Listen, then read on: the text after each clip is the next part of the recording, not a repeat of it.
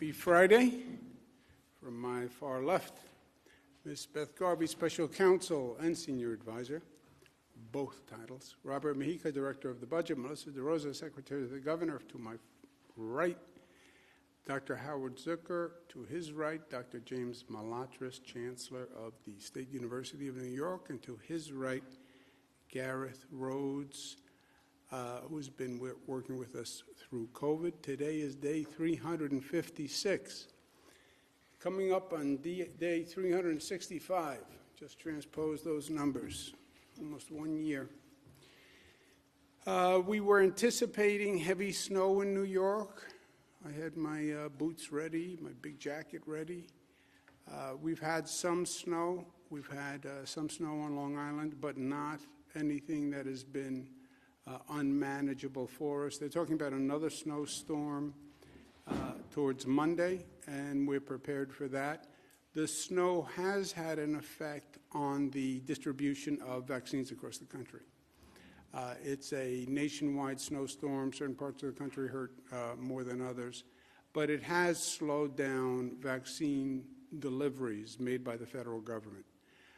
So if cities, pharmacies, federally qualified health centers see a delay in receiving their vaccines, that is because of the snowstorm, and the White House spoke about that. The numbers on COVID, good news, good news, good news. Overall statewide positivity, 3.4. Statewide deaths, 116. Still, we like to think that we're past this, or we're getting past this. And we are getting past it, but it is still dangerous, my friends. And remember that. 116 people again passed away. Hospitalizations down 279, ICU down 59, intubations down 29. This is a beautiful chart. Beauty is in the eye of the beholder. 7.9 down to 3.6. We had that holiday surge, the holiday hit, people socialized. Holiday season, you get a little careless, lack of discipline, but we're down to 3.6%. Hospitalizations also down, not only just day to day, but the overall trend is exactly in the right direction.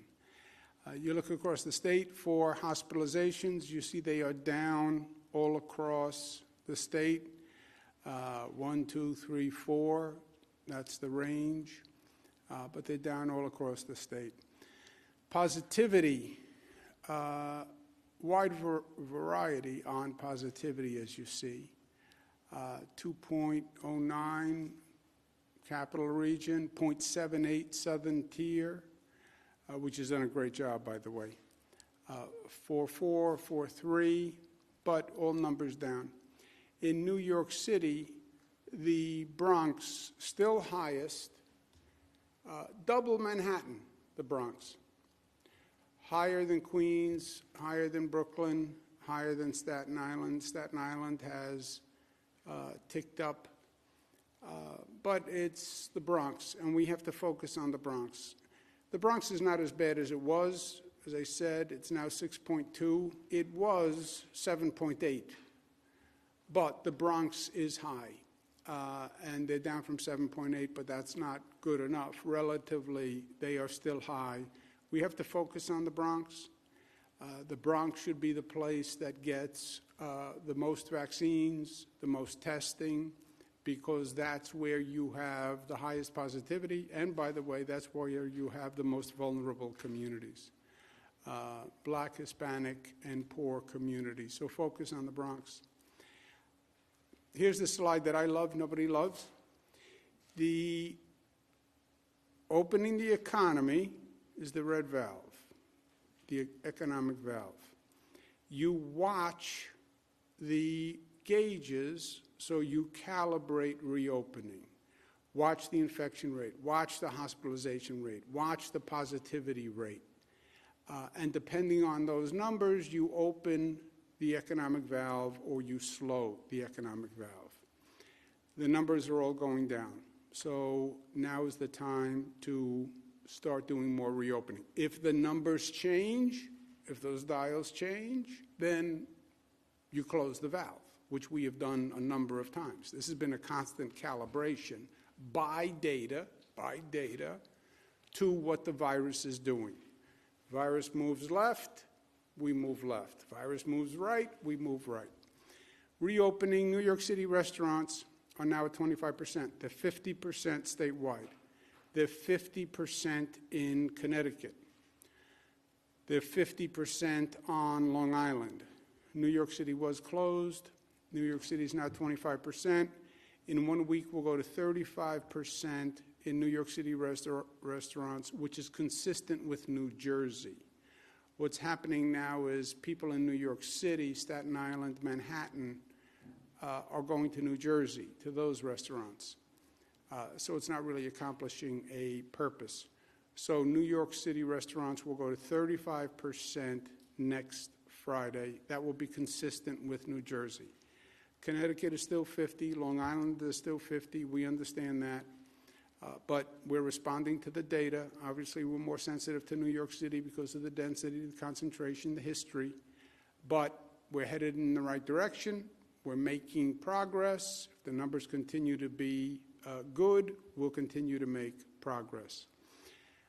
President Biden, I think, is exactly right.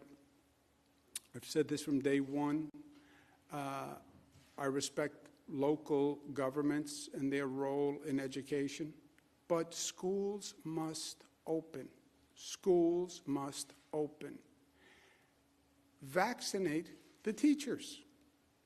Vaccinate the teachers. The teachers want to be safe. Yes, I understand that. I've spoken to dozens of teachers. Vaccinate the teachers. They are in the included class. Local governments can vaccinate the teachers, but the students deserve in-class teaching. This remote learning is a poor substitute for in-class teaching. And this remote learning, when they do the studies, it will show discrimination in education caused by remote learning. It will show, this is my bet, it will show poorer families, black families, Hispanic families, those children did not do as well in remote learning. They didn't have the equipment, they didn't have the access, they didn't have people to help them. Every day you're not in class is a furtherance of discrimination in education. And the great irony is, education was the great equalizer, right? Education said, I don't care how much money you have, where you grow up, you can become the president of the United States. Now there's a caveat. If you have a computer, if you have internet access, if you have someone to help you on the computer. So in-class teaching as soon as possible. Students deserve it. The parents need it. You're not going to reopen the economy without parents having children in school so parents can go on with their life and work. Also, keeping people at home. This has caused a whole set of ancillary issues that we're not even familiar with. Domestic violence is up, substance abuse is up, mental health issues are up. So, open the schools. And the local government should be aggressive on in-class teaching. Unless there's a community or school that has an infection spike. That is different. That is different. But if the school doesn't have an infection spike, and if the school is safer than the surrounding community, then why isn't the school open 5 days a week? Well, the teachers have concerns. Legitimate. Get the teachers a vaccination. Vaccinate teachers, reopen schools. Nursing home residents have now all been offered the vaccine. 100% of nursing home residents have all been offered the vaccine. 100% of nursing home staff has all been offered the vaccine. 73% of nursing home residents have taken the vaccine. which is probably the highest number we have of any subgroup, if you will. 73% are now vaccinated. The DOH is going to put out guidance, but they recommend reopening visitation for nursing homes. This is going to be a very big deal for nursing home residents and families. The guidance is going to be in accordance with CMS and CDC on visitation of residents in nursing homes. They have very specific guidelines. DOH is going to recommend that visitors take a rapid test before entry, and DOH will provide those rapid tests to nursing homes cost-free. Rapid test is very quick, it's not intrusive, and that's a DOH recommendation, and they'll provide the rapid tests to nursing homes. I've said from the beginning, I believe reopening is going to be accelerated by testing. And we've been moving down that path. Open up the Buffalo Bills Stadium with testing. Open up catering halls, weddings with testing. If a person is tested and is negative, then you can reopen. I went to visit the President of the United States. I took a test, and I was negative, and I could see the President of the United States. Why? Because I took a test, and I was negative. Well, if you take a test and you're negative, why can't I go to a movie theater? Why can't I see a play? So I believe that testing is the key to accelerating the reopening of the economy. But you have to have the volume of testing. And we're opening rapid testing sites as we speak. We're opening 11 in the New York City area right now. Cost is less than $30, not to diminish $30, but it's less than $30. It takes 30 minutes or less, 30 and 30. It's an FDA-approved antigen test. It gives you peace of mind. You know, everybody wants to know, do I have COVID? Am I infectious for other people? It gives you peace of mind, and we can use it as a way to reopen the economy. These are the sites in New York City that become effective today. So we're going to be reopening more of these, but I think this is going to be a big advantage for the state of New York. And again, those sites open today. And it will accelerate our economic reopening prior to reaching herd immunity where everybody has a vaccine, which is June, July. February, March, April, May, June, July. Let's accelerate that period of time. And I think testing is going to be an opportunity to do that. Testing is also an opportunity to reopen colleges, and we're going to be doing that. They have to test at least 25% of the total on-campus students, faculty, staff on a weekly basis, and are required to go on pause unless the rate exceeds 5%. If it's under 5%, they can operate. If it's over 5% on a 14-day average, then they have to go on pause. So 5% is the line. Colleges that are not testing 25% of the population weekly must go on pause if they have 100 individuals test positive.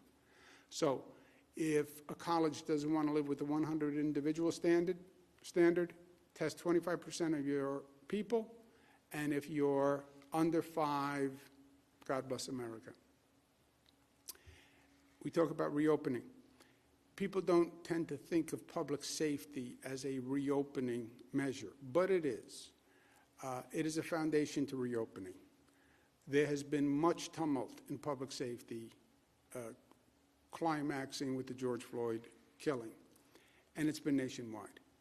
We said in New York, we were one of the first to act take this moment to make positive change. Crisis begets opportunity if you use it correctly. And the George Floyd crisis was the last in a long, long line of disturbing incidents. Take that crisis, make it an opportunity, put the community at the table, put the police at the table, figure out public safety reforms, restore trust and faith, and restore safety. Restore safety. Many localities have been making great progress, and I really applaud them, because it's not an easy topic.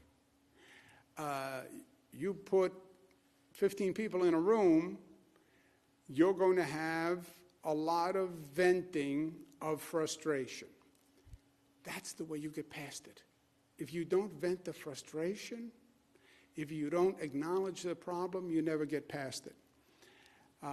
Crime in New York City is a major problem. NYPD and the community must come to resolution.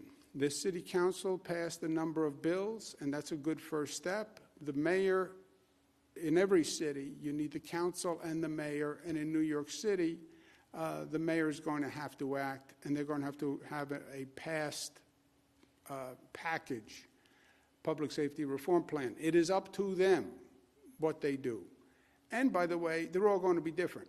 When you see the Buffalo plan, it's going to be different than the Rochester plan, different than the Albany plan, different than the Nassau plan, different than the New York City plan. Fine. Different communities, different decisions.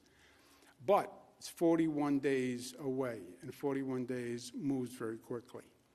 There's a race for mayor in New York City, and a number of people have been speaking to me about it.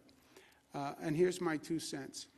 The New York City mayoral race is 4 months away. Really, the primary election is 4 months away. But in New York City, the winner of the primary is most likely the winner of the November election. Discuss the issues, okay? Forget the personalities, forget the atmospherics. Murders are up 47% from 2019 to 2020. 92% of the shooting victims are black or Hispanic. 92%. 70% are unsolved. You have a homeless problem in New York City. And you have a homeless problem where people are dangerous. And they're a danger to themselves or others. We've seen it on the subways. I had a person from my own office who was attacked by a homeless person who hit her on the head with a brick. There is Kendra's law. What changes need to be made? You do no one a favor leaving them on the street if they're a danger to themselves or others. That's not compassion. New York City Housing Authority is an ongoing tragedy. It has been for years and years. What's your plan to do something differently? You now have a federal administration. What are you asking them to do? There are interesting plans on the table for New York City housing. I was the HUD secretary. I managed public housing. There are new alternative models. NYCHA has to make a significant change. It's not going to work like this. You can't throw enough money at NYCHA to fix it the way it is. But that has to be a topic that is discussed in the mayoral race. You have an affordable housing crisis. And you have people who are leaving New York City. This is what should be discussed in the New York City mayoral race. People ask me, am I going to make an endorsement in the New York City race? I want to know what plans people have in addressing the problems of New York City. And then my second question is, what would lead people to believe you have the credentials to do it? Because we've made this mistake before. What have you managed before? You now want to manage one of the largest corporations in the world. What have you managed before? What have you accomplished before. This is not about rhetoric. This is not about slogans. You need a real manager with a real vision who can really get things done. And that's what the mayoral race should be about, and that should be the conversation. On vaccines, 3,500,000, 2,300,000 first, 1.1 second doses. 12% of New Yorkers have received the first dose. That's really good news. Frankly, I was surprised by that. I know it's hard. I know it's cumbersome. The federal government has a number of programs. Federal government gives to pharmacies. Federal government gives to FQHCs. Federal government gives to the state. State gives to locals. Yes, it's very hard to navigate. This is true all across the nation. This is how the federal government set it up. But 12% have received the first dose. We're now going to do two sites that I'm excited about. Mass vaccination sites in New York City, in Queens and Brooklyn that are targeted to communities where what's called, quote unquote, socially vulnerable communities, where we know the positivity is high and the vaccination rate is low. And these are large sites, 3,000 vaccinations per day. So they're going to open up on Wednesday, and this is important, and it's going to make a major difference. The scheduling for the Queens and Brooklyn sites opens tomorrow, which is Saturday, at 8 a.m. Scheduling is open for 1 week just for the residents of the communities who are targeted by these facilities. After 1 week, schedule will open to all residents of that borough. But for 1 week, we're targeting certain communities with low vaccination rates, high positivity rates.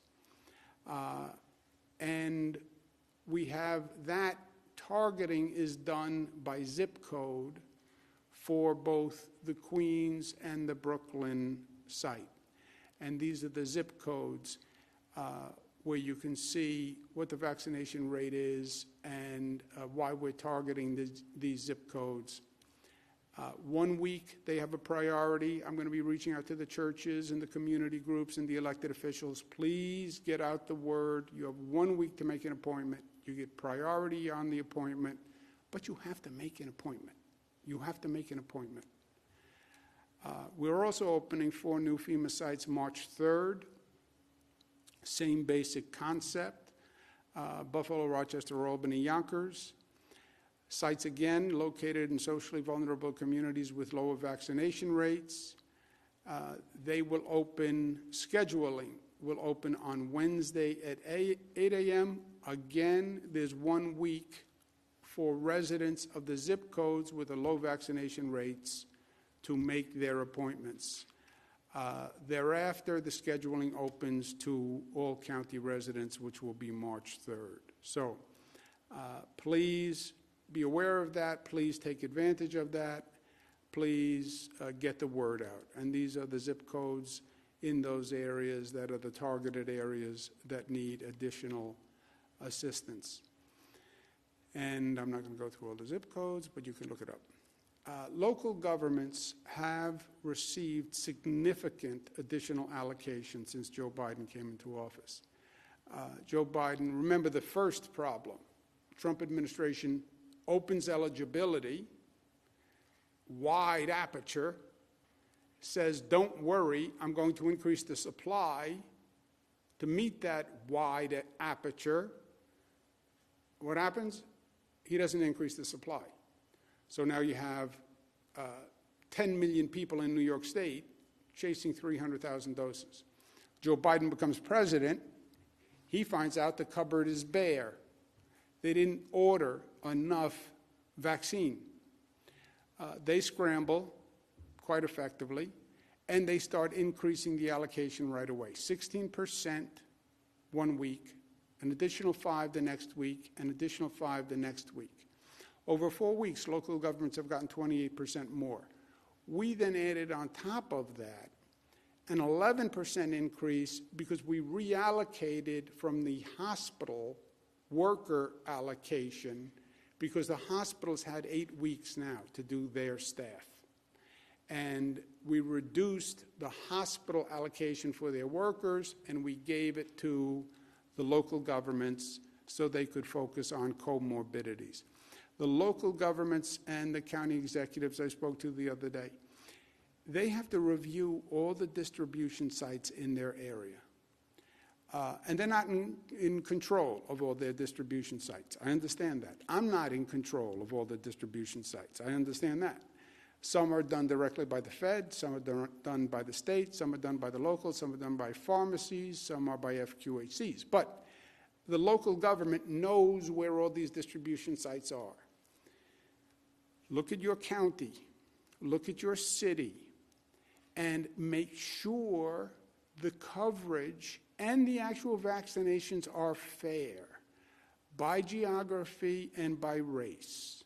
How many is the city of Buffalo getting versus Cheektowaga versus the northern part of the county versus southern part of the county? How many vaccinations have been given to the white community versus the black community versus the Hispanic community? And we're going to have to constantly adjust. I am telling you, as a fact, you're going to see lower vaccination rates in the black community. There is a higher hesitancy issue, and there's a higher accessibility issue in those communities.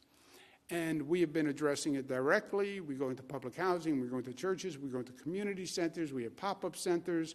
These new sites that we opened with FEMA, they're targeted at exactly this population. But I need the local governments to do this also. We have big sites in Queens, big sites in Brooklyn. The Bronx has the high positivity rate. We have Yankee Stadium, but that's not enough. How do we get more into the Bronx? Those calculations have to be done by the local officials. Additional good news, FDA has allocated 4,600 doses of the therapeutic bamlanivimab. How do you pronounce that, doctor? Say it again? Bamlanivimab. Yeah, okay, easy for you to say. Anyway, we have gotten 4,600 doses of this, and it's shown in trials to reduce COVID hospitalization or ER visits within 28 days. So the doctors think there's promise in this, and we're going to be trying it in the state of New York. I want to set the record straight on nursing homes for a number of reasons, primarily for the families of nursing home people. We created a void by not producing enough public information fast enough. People wanted information. We did not produce public information fast enough. That creates a void.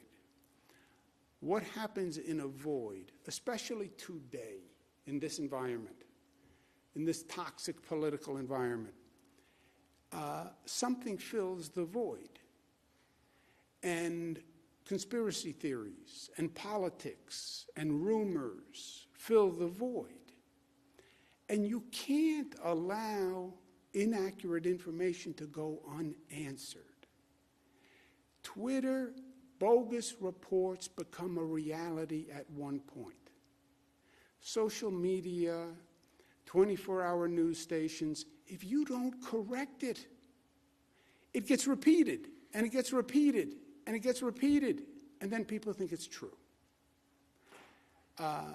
It's a very difficult environment to operate in. We created the void by not producing enough public information quickly enough. I get that. But then it was exploited with misinformation, people playing politics, Republicans playing politics, personal attacks, personal agendas. And now this continues, and people get confused. And people who lost family members in nursing homes start to say, I wonder if this is true. I wonder if my father died because somebody made a mistake. I wonder if my father had to die. Those false statements must be countered. They must be, or else people get confused.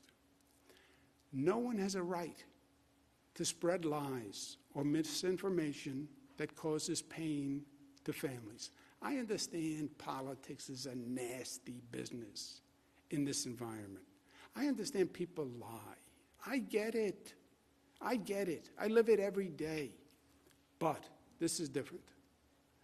This was causing pain to families who lost a loved one. That's what they did. And they did it because I hear it from the families. Not only did we create a void, we didn't fight back against the lies and the politics and the distortions aggressively enough. In retrospect, that is true. It is whack-a-mole. It is that Twitter 24 hours a day. It is politicians making up stuff to get their face on TV. I get it. But you have to knock it down and counter it aggressively. Otherwise, people will believe it. And here, the people who were listening to it were people who were in pain and looking for answers. I was not aggressive enough in knocking down the falsity. We were busy, we were doing our job, we're trying to save lives, no excuses. I was not aggressive enough in knocking down the falsities. I heard them, I saw them, I dismissed it as politics, I dismissed it as personal agendas, I dismissed it as partisan politics, which is at a fever pitch nowadays. But I should have been more aggressive in calling it out, because it wasn't hurting me. It hurt the families who had questions about loved ones. And that was a mistake, and I make no excuses for that mistake. It is an affront to truth to treat falsehood with compliance. It is an affront to truth to treat falsehood with compliance. Compliance spelled the way Thomas Paine spelled. Who am I to criticize his spelling? Different spelling. I did not aggressively enough. We did not aggressively enough take on the misinformation that caused people pain. And it caused pain for grieving families. And that's what I regret. I'm not going to make that mistake again. If you're lying to the people of the state of New York, I'm going to call it out. If you are lying in a report, I'm going to call it out. If you're lying in a newspaper because you have your own partisan agenda, I'm going to call it out.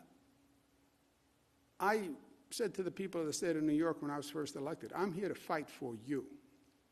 That's my job. I was elected Attorney General. I said, I will represent you. I will fight for you. And I will fight as hard as I can for you. Fighting for the people of New York is fighting for the truth for New Yorkers. I'm not going to let New Yorkers be lied to. I'm not going to let you hurt New Yorkers by lying about what happened surrounding the death of a loved one. I see that as my job, and I'm going to do it aggressively, because you have no right to lie, and you have no right to hurt people. I don't care if it's your politics. You can't lie and cause pain to people who are innocent bystanders to all of this.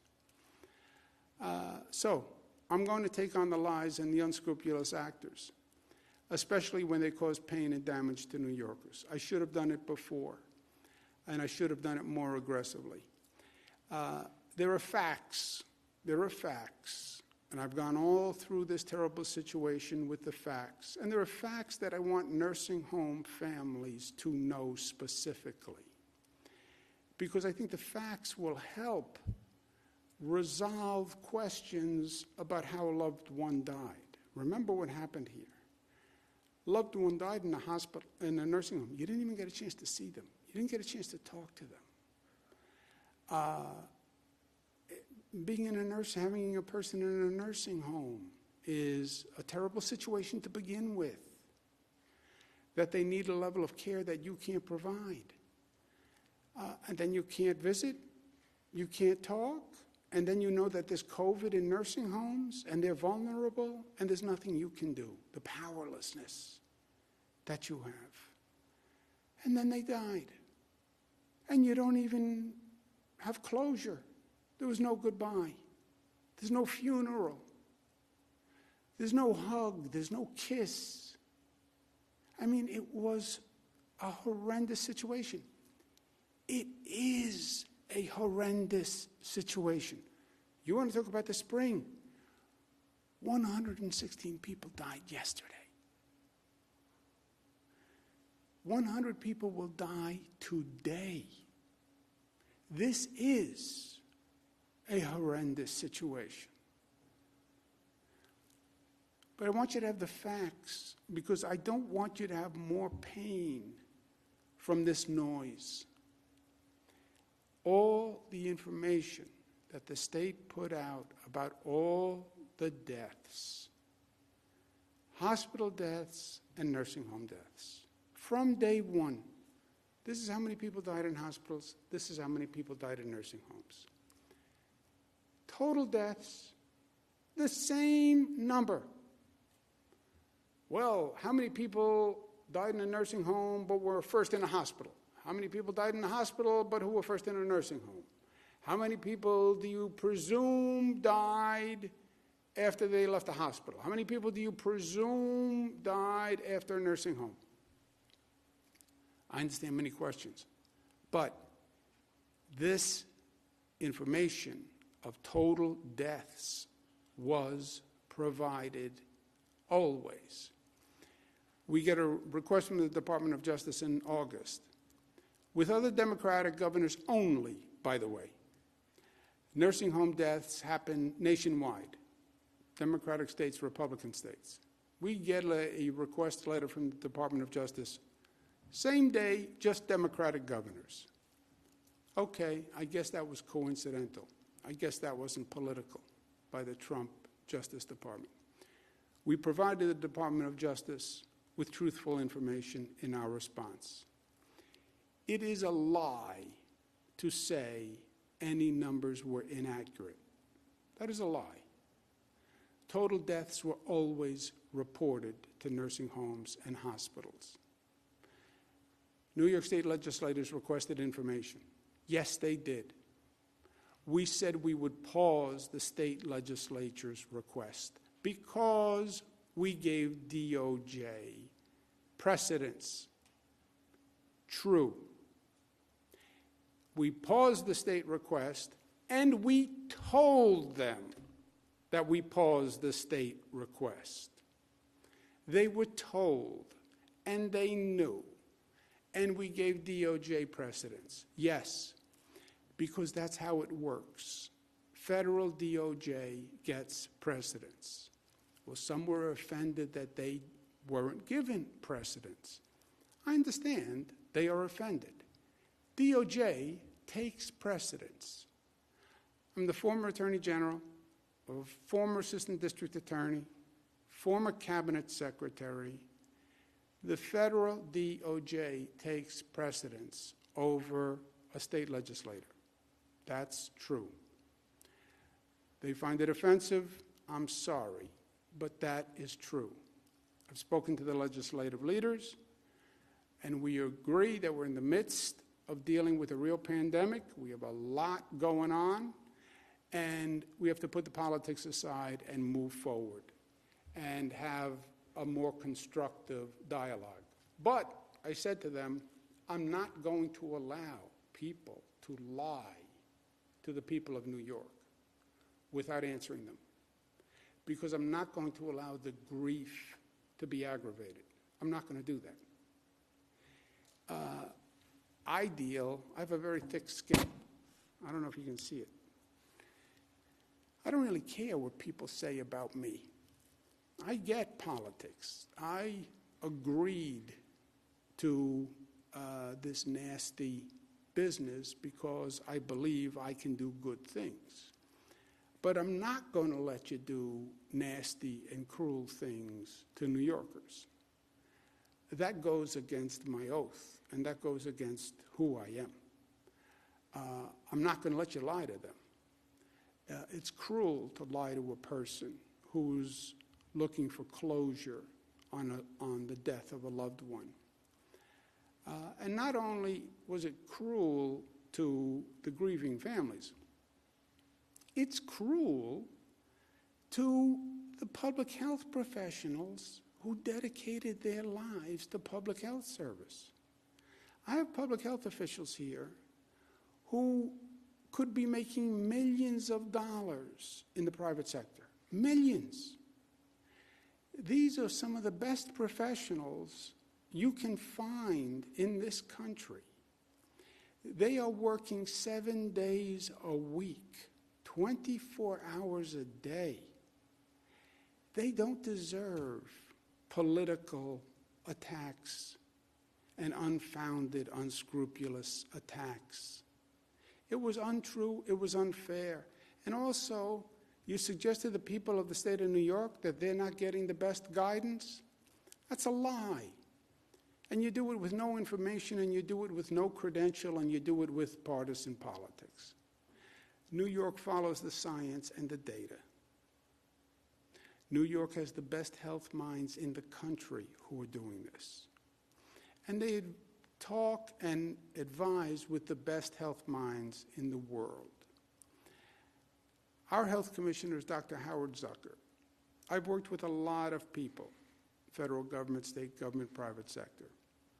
He's a nationally respected medical professional.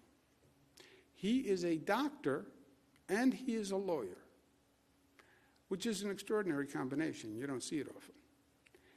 Harvard, UPenn, Johns Hopkins. He's been in federal HHS, the World Health Organization, the National Institution of Health, and taught at Columbia and Yale. He's gone through Ebola, Zika, anthrax, bird flu, SARS, and more. You couldn't find a more qualified man to do this at this time than Dr. Zucker. I would trust him with my mother's care. I can't offer a more ringing endorsement than that. And it's his decisions that people now question, with no credential. It's the amazing thing about politics. You can make any accusation, no evidence, no background, but we are lucky to have him. And I'm sorry for the abuse that he's had to subject himself to do good things for the people of the state. But I want you to have an opportunity to hear from him, because many of the questions question his judgment, and they were wrong, and I want New Yorkers to know who their doctor is on the state level. Dr. Howard Zucker. Thank you, Governor, and thank you very much for those kind words.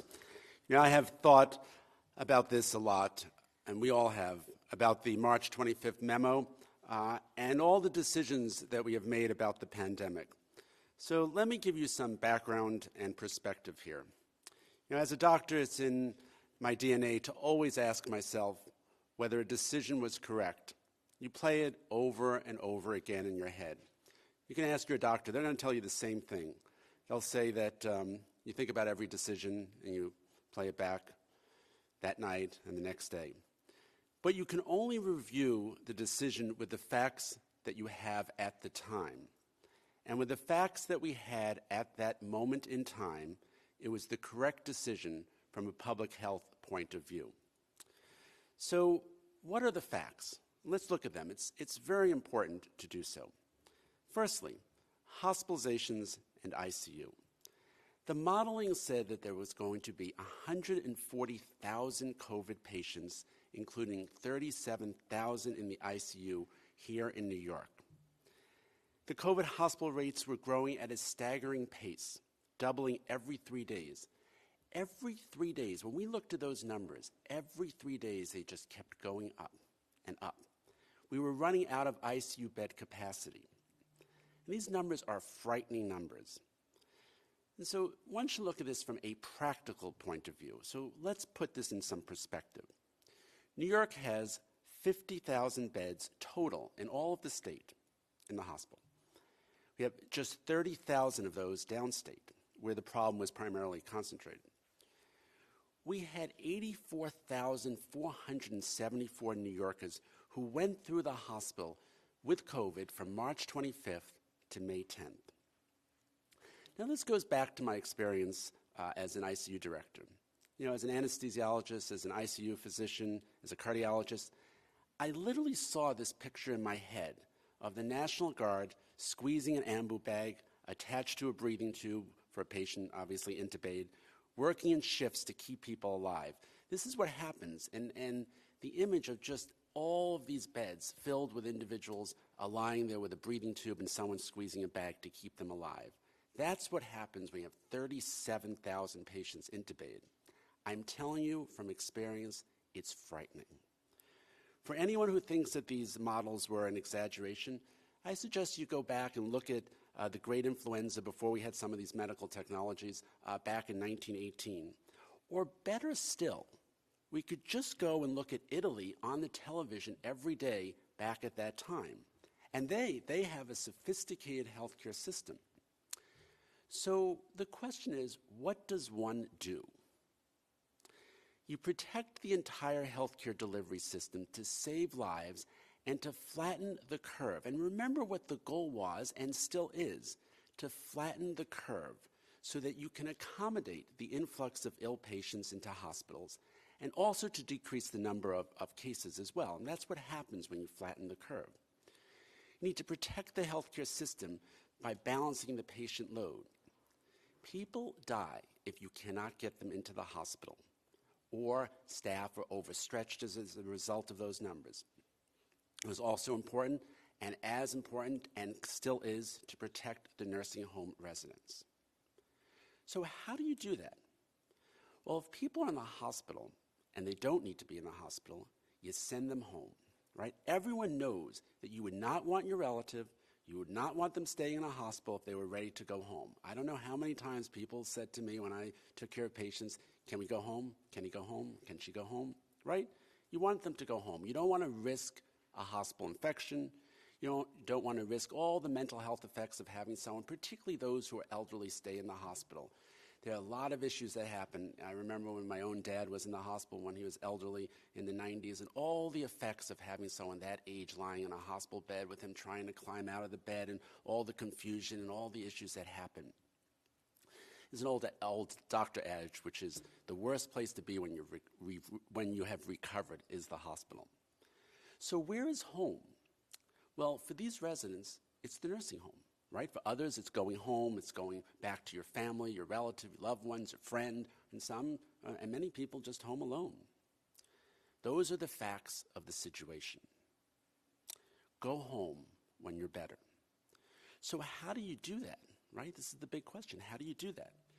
Well, for the nursing homes, there are criteria, and let me quickly just provide you with a few sentences because these are the criteria from the federal government. Right, there's the CMS guidance. That's a March 13th guidance, and I'm going to quote from it. Nursing homes should admit any individuals that they would normally admit to their facility, including individuals from hospitals where a case of COVID-19 is present. A nursing home can accept a resident diagnosed with COVID from a hospital, end quote, as long as the facility follows the transmission-based precautions. I will add that, and it's very important. The CDC guidance says, on March 23rd, and I quote, the COVID-19 patients from hospitals should go to the facility with the ability to adhere to infection preventions and control recommendations for care of COVID-19 patients. Preferably, patients would be placed at a facility that has already cared for COVID-19 cases, end quote. Now, New York State has mandated cohorting, infection controls, PPE, and many other things to care for the nursing home residents. And as always, they could not accept, if they could not accept a patient, they should not admit the patient. It is against the law to take someone that they cannot care for. We simply said, you cannot deny admission based on COVID status. We never said you must accept. We said you can't deny it. So now, a little bit in retrospect. So as we reflect back, what happened? Well, I have repeatedly presented the facts on how COVID got into these nursing homes. The answer is, it came in through the staff. We found 37,000 staff that had been infected. It came in asymptomatically. It came in inadvertently by dedicated staff. No one is criticizing the staff for this. You know, we were back at a time when we didn't even know about asymptomatic spread. We didn't even know that you must wear a mask. The facts we had then were so few compared to what we know now. And there's more facts that we will learn as time goes by. So it came in long before we even knew. That is what brought it in. 98% of the nursing homes that accepted a hospital admission already had COVID in that facility. It is unfortunate, it's tragic, but it's true. It's the facts. 132 facilities that never took a COVID admission from a hospital still had COVID fatalities. March 25th was not the driver of COVID infections. It was not the driver of COVID fatalities. The facts are the facts. Now let's look at the timeline. And this is very important to hear. Since May, no resident has been admitted into the facility without a negative test. We still have restricted visitation. And the staff are the only ones coming in, and they're tested twice a week. And yet, we are still seeing nursing home outbreaks and fatalities. The same rate of nursing home fatalities as we saw before March 25th, after March 25th, and in the fall and winter. And if you just take New York aside for a second, put it aside, and you look at the rest of the country, the states that did not do this or have any memo, they still have thousands of nursing home deaths. The fatality rate then and now is consistent with community spread. I've said this all along. What happens in the community happens in the nursing homes. So what if we hadn't done March 25th? Hospital beds that ended up saving lives would not have been available because they would have been occupied by someone who could have been discharged. And I can see this scenario, people saying, well, there was someone who could have left and gone back to their home, a nursing home or back to home, and you left them in a hospital bed, and that bed could have helped another individual who needed that bed. Because remember, the modeling, 140,000 hospitalizations, 37,000 in the ICU. Those are the models. You make the decisions based on the information that you have at the time. We made the right public health decision at the time, and faced with the same facts, we would make the same decisions again. And just as a personal note, I feel for all the families who lost someone. I often think about the sorrow that they've experienced because of their loss. I do hope that they find the strength and the memories of their loved ones. I believe in my heart and my head that's the only thing that helps get us through. It got me through when my father died, and I hope it gets all of you through during these difficult times as we move forward and fight this pandemic to the end. Thank you, Governor. Thank you very much, Doctor. I'm glad New Yorkers had the opportunity to hear from Dr. Zucker. Of course, his credentials are impeccable. But when you hear the facts from him, you hear the reasoning from him, you understand why these decisions were made. And you understand the decisions were right. The hospitals were being overwhelmed. People needed acute care in those hospitals. They needed the ventilators, Lord knows. They needed the nurses. They needed the intensive care. And the people who were coming from the nursing homes were only going to nursing homes who said by law they could handle them. And 98% of those nursing homes had COVID already. What's most informative, I think, the rate of death in nursing homes before the March 25th memo, which was then superseded in May 2nd, the duration of the memo, the rate of death in nursing homes was the same before as it is after. And if anyone had the perfect answer to nursing home deaths, and if anyone tells you they do, they're lying, because people are going to die in nursing homes today. So if you have the perfect answer, then why will people die in nursing homes in this state and every other state in this country? And it really is cruel to say to people who lost a loved one, maybe they didn't have to die. It's cruel. Another lesson that I learned, trick is to keep learning in life. People died in hospitals and nursing homes. We must learn the lesson and be better prepared for the next pandemic, because, my friends, there will be another pandemic. There was SARS, there was MERS, there was Ebola. We ignored it, we didn't learn from it, and then COVID happened and the house collapsed. MERS and SARS were also coronaviruses. COVID is the third coronavirus. But we didn't learn after MERS and SARS. We have to learn after this one, and we have to make the changes. You have hospitals that are weaker performing hospitals.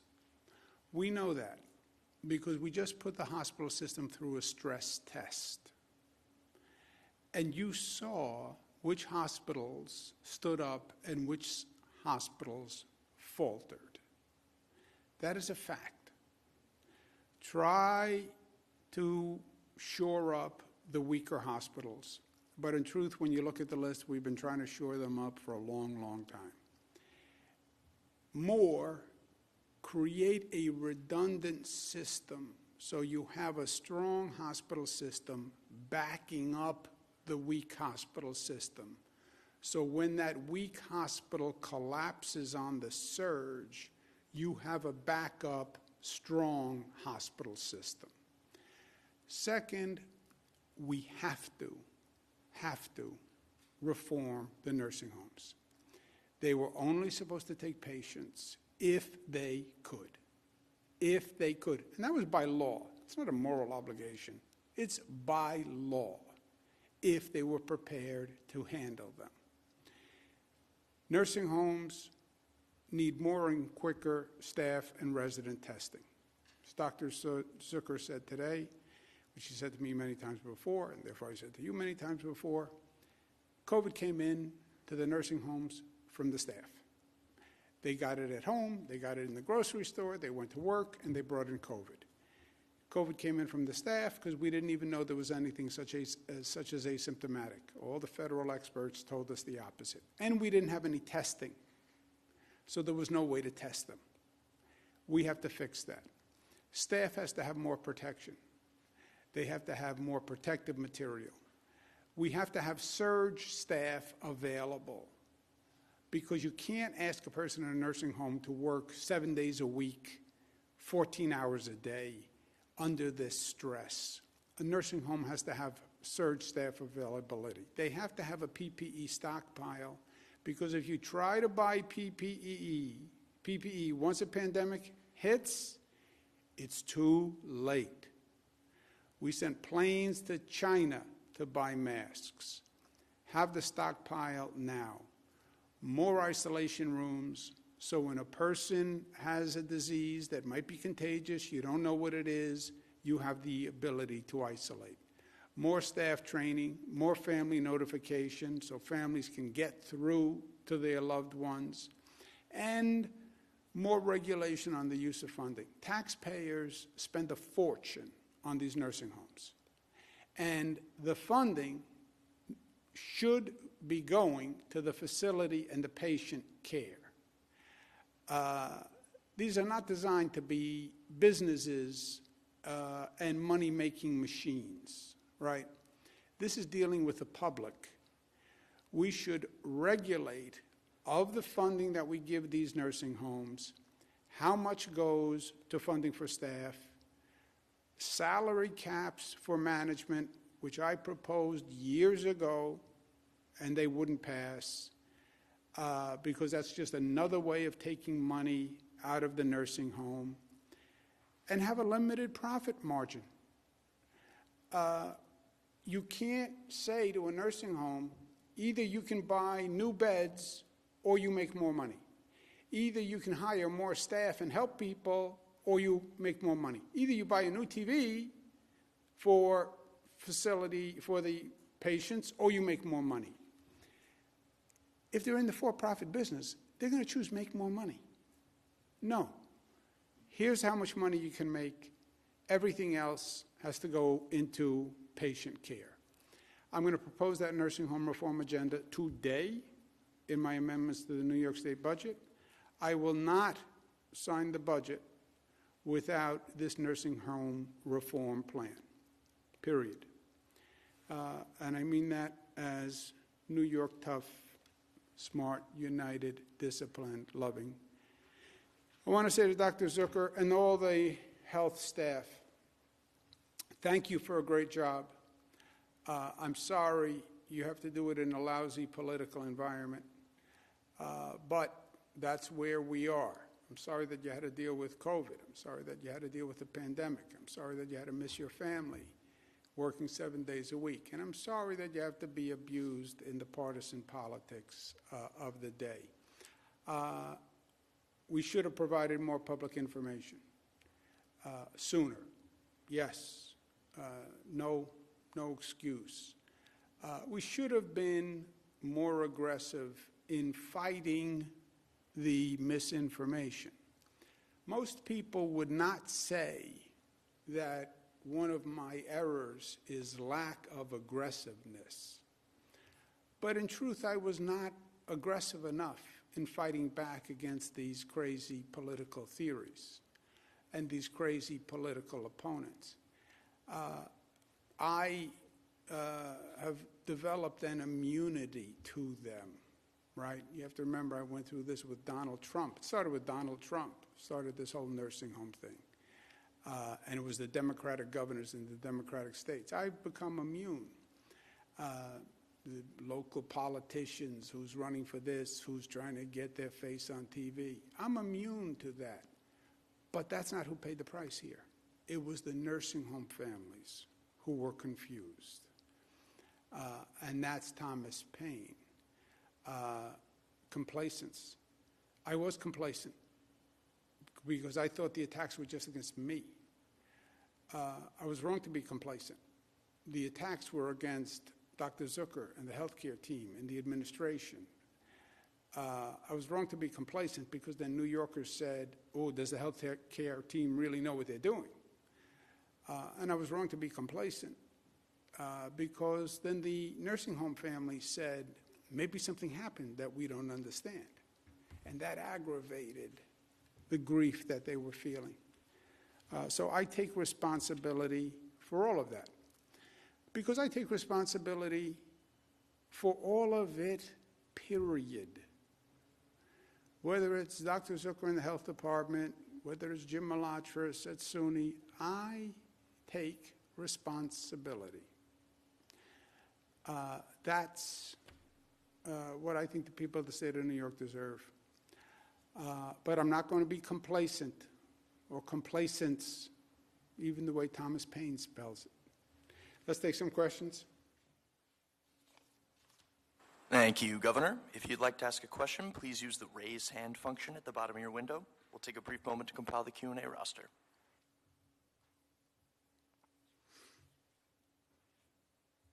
Governor, your first question comes from Karina Gary at WUTR TV. Karina, your line is now open. Please unmute your microphone.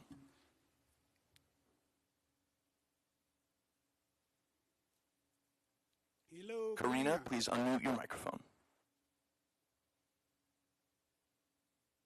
Hello. Unmute, unmute. All right, we're going to move on to the next question. Governor, your next question comes from Andrew Siff at WNBC TV. Andrew, your line is now open. Please unmute your microphone. Governor, good afternoon. Hope everyone is doing well. I have two questions. The first question has to do with the nursing home situation. You've described this void, but to clarify here, the void doesn't fully explain what state lawmakers say, which is that they had been asking for that data for months, long before your rationale that you couldn't give it to them because the DOJ took precedence. So I'm just wondering if you can explain to people why that data couldn't have been presented to the legislature before August. And my second question has to do with vaccinations. Mayor de Blasio talking about supply problems in the city today, saying it's not all weather related, that they're just not getting enough. And in some cases, it's because the state is holding up the arrival of doses in New York City. I'm wondering if you can clarify what might be happening there. Okay, let's do the mayor first. I think he's confused, I think is a fair statement. The federal government sends the allocations directly to the city. That's how it works. They don't send, it doesn't go federal government to the state and then the state allocates. It goes federal government, FedEx, transport, directly to the city. So he's once again confused. It may be that there are snow delays, but his shipments come directly from the federal government. So he should call the federal government and say the shipment is late. They don't come through the state. We have nothing to do with physically distributing to the state. In terms of the dates of the state request and the DOJ request, I don't know. I thought they were roughly at the same time. Yes, we participated.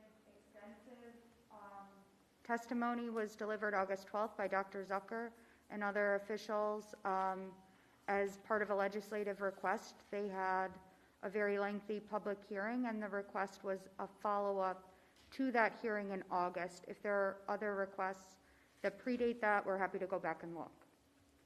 Yeah, but also, Andrew, on the state legislator's request, I said, yes, we were not timely on responding to state legislators. More importantly, we were not timely enough in providing public information. I get the state legislators. I'm more interested, or just as interested, in getting public information out. And people wanted a lot of information. Now, why was there a delay? Frankly, because everybody was working 7 days a week, 24 hours a day on actually managing the issue.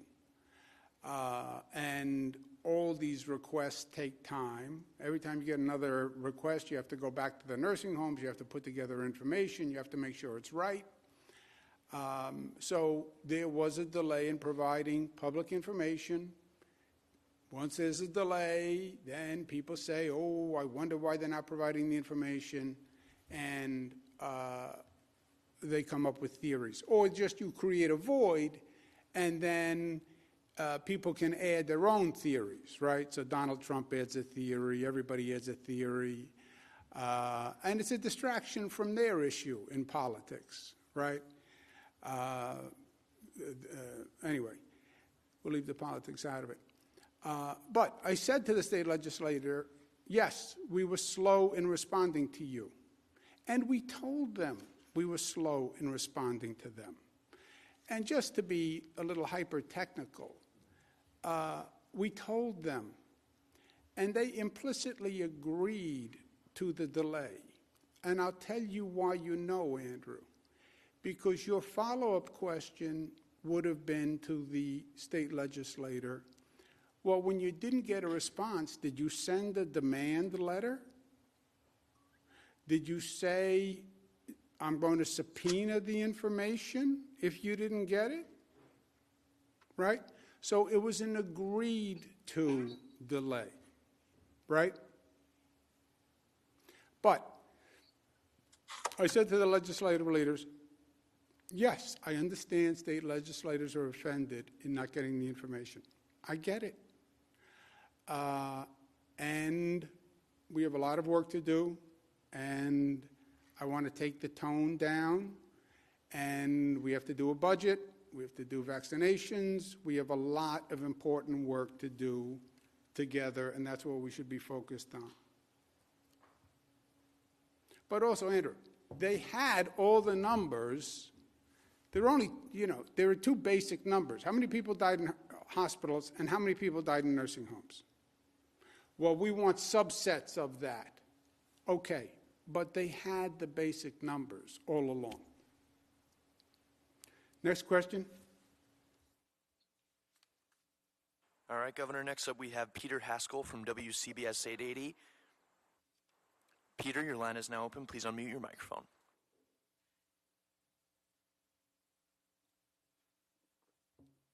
Hello, Got it. Thank you. Hello. Thank you. It seems one of the questions here is about credibility. There are people, Democrats and Republicans, who wonder, did you lie to them? And they say, can we trust this guy still? What do you say to them? I say, first of all, look at the results, Peter. Can you trust this state's response to COVID? Let's look at the facts. No state was hit as hard as we were. We were ambushed. We went from the highest infection rate to the lowest. We were on the verge of overwhelming the hospitals, like China, like Italy. That never happened.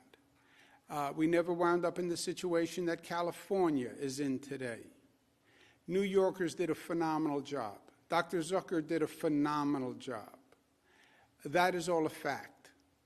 Well, he didn't respond to my request.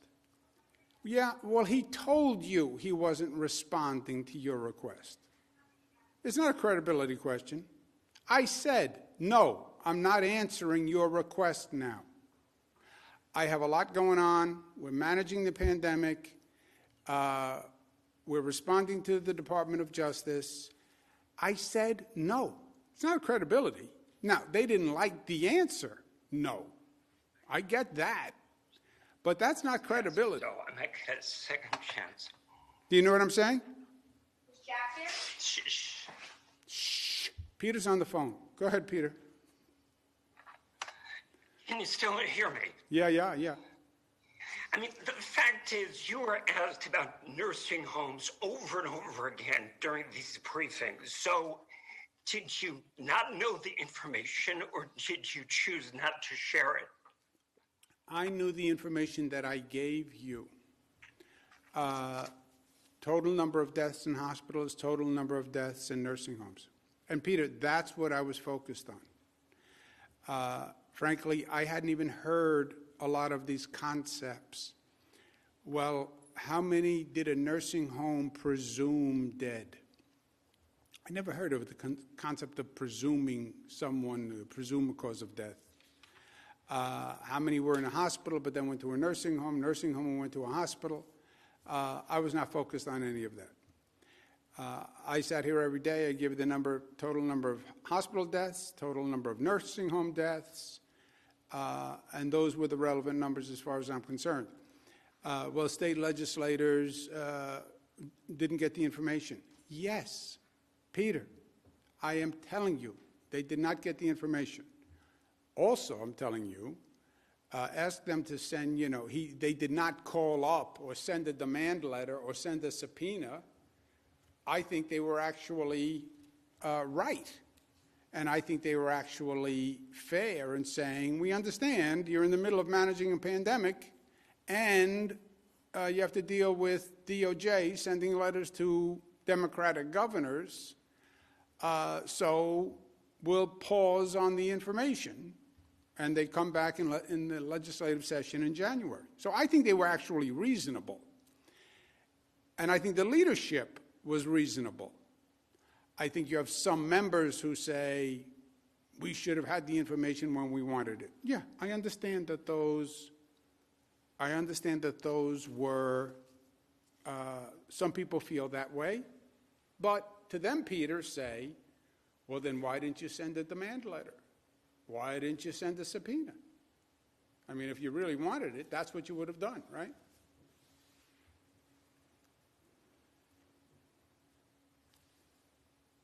Gareth, do you have anything to add on that? I thought that was good.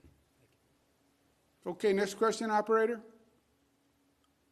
Next up, we have Jeff Kulikowski from Channel 9 in Syracuse. Jeff, your line is now open. Please unmute your microphone. Hi, Governor. How are you this afternoon? Good. How are you? Okay, thank you. So I'm wondering if you could provide a little clarification about the vaccine delays. Does that impact, have any impact at all on the state-run sites? I'm thinking of, obviously, the state fairgrounds here where we are in Syracuse. It may. It may. We do not know yet, Jeff. We're compiling data, but the White House made it clear that the storm affected many of the transport hubs and that there are delays. We don't know specifically because they're all individual deliveries. You know, it's amazing when you think about it, Jeff, but FedEx makes many of these deliveries. So we don't know yet exactly how many sites got their FedEx distribution and how many didn't. So how would you suggest people best track it? They'll be emailed if they're impacted, or what should we communicate to people tonight on the air? We will. No appointments have been impacted thus far. If there is any impact, we'll let you know right away.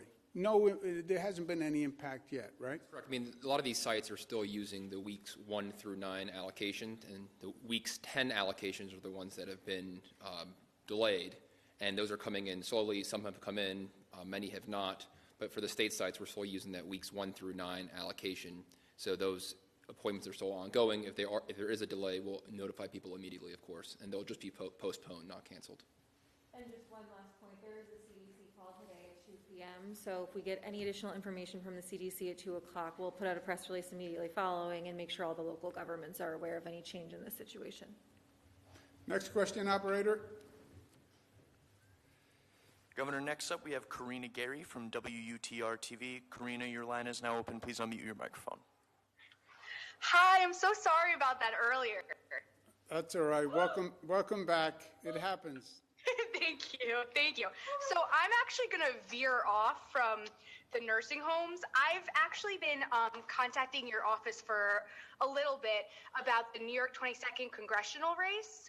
I'm not sure how familiar you are with it, but there were a lot of issues that came up, and actually the Oneida County Board of Election Commissioners had to resign, and only you can actually remove them. So if they hadn't resigned, you would have had to remove them. You know, we're really worried about everything we saw, what came up, all of their errors that came up. Is there anything that, you know, you can think of in terms of law that going forward where we can fix these type of issues? You know, it's a good question, and it was very concerning what happened. And I think it's the right thing that those election commissioners resigned, frankly. We have laws and laws and laws and laws, and then they have to be implemented. And at one point, it comes down to competence and diligence and capacity. I'm not saying that the election commissioners brought any bias to the job, and I don't have in-depth knowledge. But to me, it seems like basic incompetence. in the administration of their functions. And many of these boards, they appoint political people who are not competent to do the job. You know, we even do it in elections. We fail to ask the question, are you competent to do the job? What's your experience? What's your ability? What have you ever accomplished? Are you competent? And I think it was a question of competence. Thank you. Thank you so much. Thank you. Next question, operator. Next up, we have Bill Mahoney from Politico. Bill, your line is now open. Please unmute your microphone. Hi, Governor. Thank you for taking my question. Just wanted to follow up on your talks about the void, where I think we all do want to get accurate information out there. Is there any chance you could release to the public whatever you sent to the DOJ as a way for us to help get the story out about what actually happened? And also, are there any other transcripts from any other meetings you've had on this subject that you might be able to share with the press to help illustrate better how this played out and get this accurate information to the world? Look, if I would have no problem with it, I would have to have the lawyers talk to DOJ, but I would have no problem with it. You know, there were two corresponding mistakes, Bill. And part of it is a function of the time. We're managing the pandemic.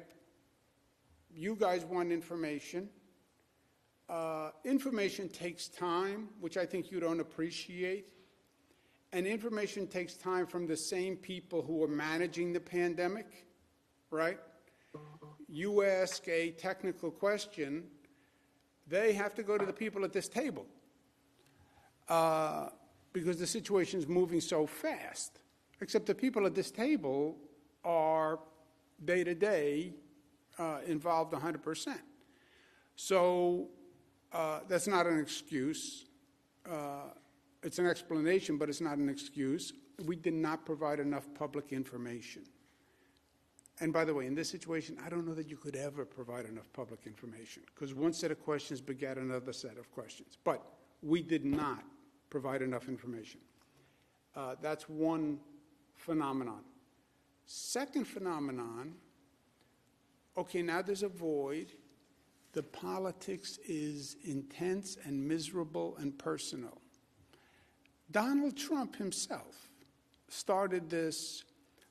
COVID is a Democratic state problem, and the Democratic governors are killing people in nursing homes. Remember, that was a national Republican strategy. It blew up when the nursing homes deaths happened in Republican states. And it didn't jive with the facts because New York is number 34. Forget all this other garbage. New York is number 34 in nursing home deaths. How is it so terrible a job if it's number 34 in nursing home deaths, and we had COVID before anybody else, and we had it worse than anyone else, and we had no notice, right? But then in the void, now all the local politicians, this one should call on the resignation of Dr. Zucker. Are you kidding me, Congressman?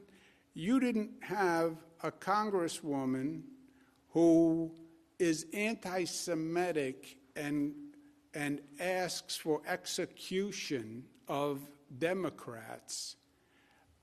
You supported her. Other congressperson, administration should resign.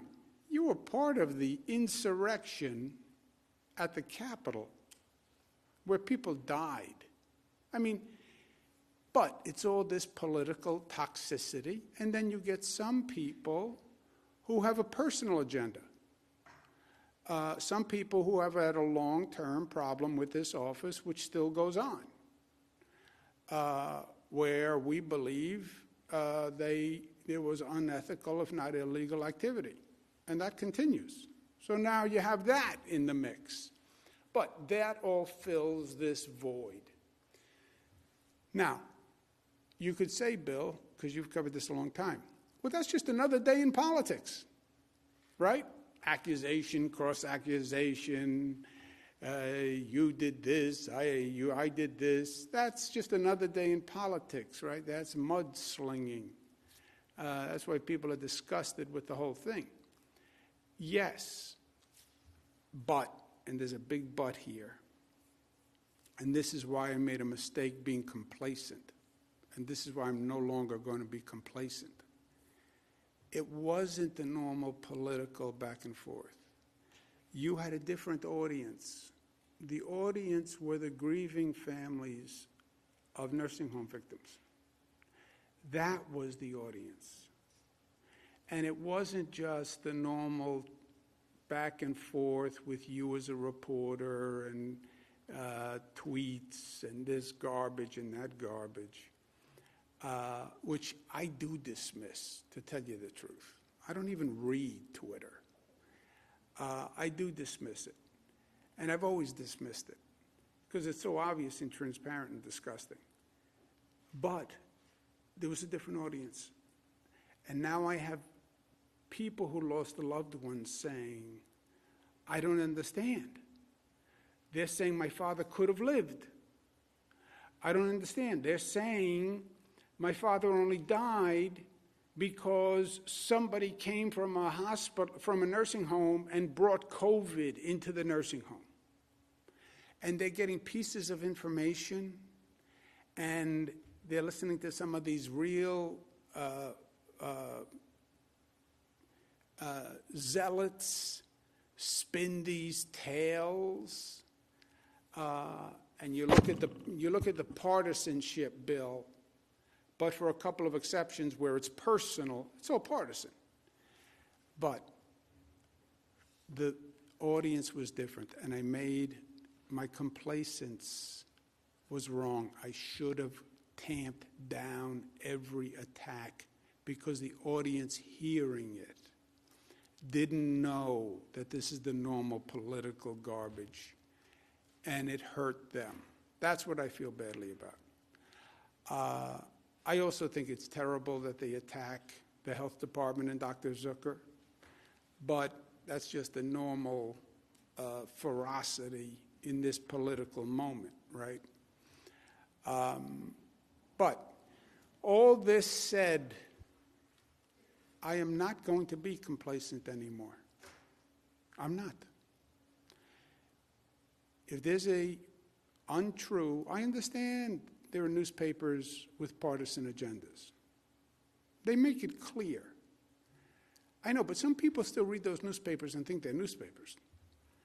I'm not going to allow false information or people who have a political agenda to make false statements without rebutting it. Because the Department of Health professionals don't deserve being criticized unfairly. Their credibility is important so that people know they're getting credible information. And I'm not going to allow the families of the nursing homes to be confused. So I'm not going to be complacent. Funny, you guys like to say, I'm too aggressive. No. I wasn't aggressive enough. I didn't come back to you every time you retweeted some congressperson who is my political opponent, some county executive who ran against me. I never went back to you guys and said, hey, there's a whole political backdrop here. I should have, because nursing home families were misled. But they now have all the facts. They have all the facts. So should we expect? And we do have to move forward. And what I said to the legislative leaders, which is important, is, look, I get all this. And I get the legislators who are offended that they didn't get precedence on their report. I get it. But we have to do a budget. We have to do vaccines. And then we face probably the greatest challenge that this state has faced in modern history. We have to rebuild the economy. And right now we have a hemorrhaging situation. We have New York City hemorrhaging people and revenue. And this is going to be a problem for many urban environments. You know, Zoom, Bill, exposed people to a different world. I don't have to be at a place of work. I can be sitting in my den in my pajamas, and I can do work.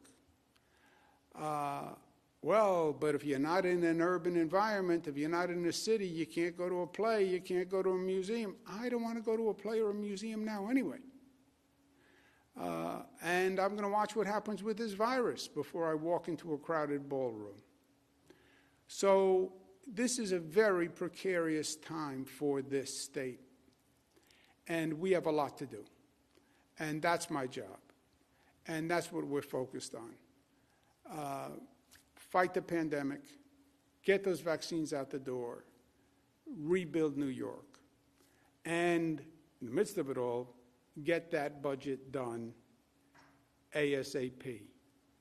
And then, atmospherically, don't be complacent in allowing untruths to go forward, because it hurts innocent people. Okay, thank you very much all. Thank you for taking the time.